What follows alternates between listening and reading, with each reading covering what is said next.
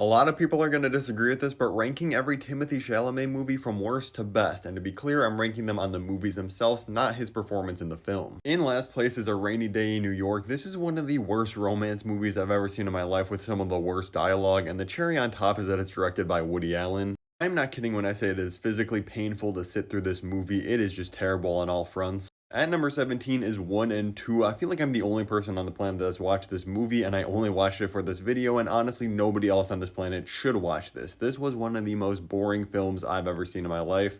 The concept is essentially Timothee Chalamet and Kiernan Shipka. They play these siblings on a farm, and they have these powers, so they're contained behind this wall. Don't be fooled by the concept sounding somewhat interesting. This movie is an absolute snooze fest. At number 16 is Hot Summer Nights. This movie feels like it's kind of trying to become like Basketball Diaries because you got Timothée Chalamet becoming like some drug lord in his city. It's just a weird movie. The vibes are kind of there. That's pretty much it though. At number 15, I have The French Dispatch. Listen, I love Wes Anderson, but this movie just doesn't do it for me. I don't care about any of the three stories in this, and I don't know why, but it just does not click with me. Timothée Chalamet's performance is fine, but again, I don't really care about his character in this movie either. At number 14 is Don't Look Up. I don't think this movie is particularly very good. There's good moments in it, and I do think it is actually a very good representation of what would happen if something like this was happening. Like if people found out an asteroid was heading towards Earth, the media probably wouldn't take it serious. We'd be making jokes about it and just doing all sorts of crazy stuff. So in that regards, I think it did a good job. But overall, I just did not have that much fun watching this movie. A lot of the humor in this is just very hit or miss for me, and it ends up missing more than it ends up hitting. Leonardo DiCaprio is great as always though in this. At number 13 is the newest film, A Complete Unknown, where he is playing Bob Dylan. Now I have to say, he does an absolutely incredible job at being Bob Dylan in this movie. Like the voice and the mannerisms, he has it all down,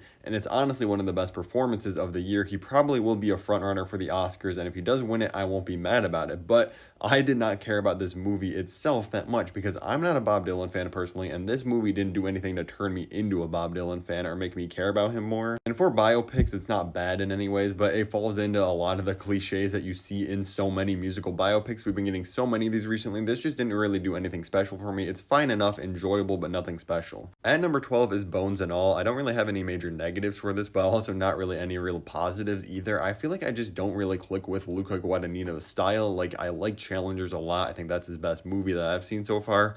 Otherwise, his films don't really do it for me. Like I said, nothing really terrible here, just nothing great. At number 11, I have The King. Now, this is definitely a jump up. Now we're in movies that I do actually enjoy. I think Timothée Chalamet is incredible in this film, and it's just a really solid medieval kind of story. I'm a sucker for anything medieval, royalty, fantasy related, and this is a very good job at it. He's playing Hal, who really doesn't want to become king, but he kind of has to accept the position, and I just think he does a very good job and really brings this movie up a couple notches. 10 is Call Me By Your Name. Again, this is a solid movie. I give it like a 7 out of 10. I just don't get the hype about this or a lot of Luca Guadagnino films. I think the movie is shot beautifully. There's some really great character moments in here, but I simply did not click emotionally with this film, which is really required for you to absolutely love it. So I ended up just enjoying it instead, but still makes the top 10. And number 9 is Miss Stevens. I really enjoyed this movie. It follows these 3 students going on this trip to a drama competition with their teacher, and she's going through a ton of things in her personal life, and she kind of needs to get away from it all. And her students are really helping her kind of figure out things and stuff, and it's really just a sweet and enjoyable film. There's really funny moments too, and just endearing overall. I highly recommend it. At number 8, I have Little Women. This is actually the only adaptation of this story that I've ever seen, but I did really enjoy it. Greta Gerwig is amazing as a director, and she really nails this movie. The cast is great. That scene, you all know what I'm talking about, between Timothée Chalamet and Saoirse Ronan in this film is probably the best scene in the entire movie. Absolutely amazing. At number 7, I have Intergalactic. This is a movie made by Kid Cudi, and I'm personally a big fan of his music, so I'm kind of biased towards this, but I absolutely love this film. The animation is gorgeous. It's a really solid romance here. Timothée Chalamet only plays Kid Cudi's friend in the movie. He's a very small role, but hey, he's in it. It counts. Just a super enjoyable movie. I feel like it does a good job at avoiding a lot of the cliches you run into in a lot of romantic films, and like I said, I love Kid Cudi anyway, so him having his original soundtrack for this was absolutely incredible. At number 6, I have Wonka. Sue me, this movie is just simply too much fun. Are the songs the best? No, but they are very catchy, and I do think this was a very interesting take on the character of Wonka, even though it is very far from the original movie. I I think Timothée Chalamet absolutely kills this role and really makes this movie as enjoyable as it is. He's super funny in the role. It's really just such a fun movie. I love all the costumes and set designs. This movie is just so bright and colorful and just an absolute blast to watch. Bringing us into the top 5, I have Lady Bird, my personal pick for Greta Gerwig's best movie, I think, because this is just really a solid film overall. There's really no issues with this thing, and Saoirse Ronan, again, she's incredible in every movie, and this is no exception. It's a great and really refreshing take on a coming-of-age story. And number 4, I have Beautiful Boy. This is an absolutely heartbreaking film. Both him and Steve Carell are giving you just emotionally gut-wrenching performances in this movie. If you don't know, it's dealing with Timothée Chalamet's character obviously going through drug addiction. It's definitely a very heavy movie, but something everybody should watch in their life because it is just a beautiful story at the end of the day and great performances all throughout. At number 3, I have the first Dune movie. You guys don't need me to tell you how much I love this film. It is absolutely epic, amazing character moments in this. I don't understand how people call this movie boring. It's beautiful visually. It's just an all-around 10 out of 10 film. One of my favorites of all time. And I truly can't imagine anybody else other than Timothée Chalamet playing Paul Atreides. I think this is honestly one of the best castings of the last 10 years. He so perfectly fits this character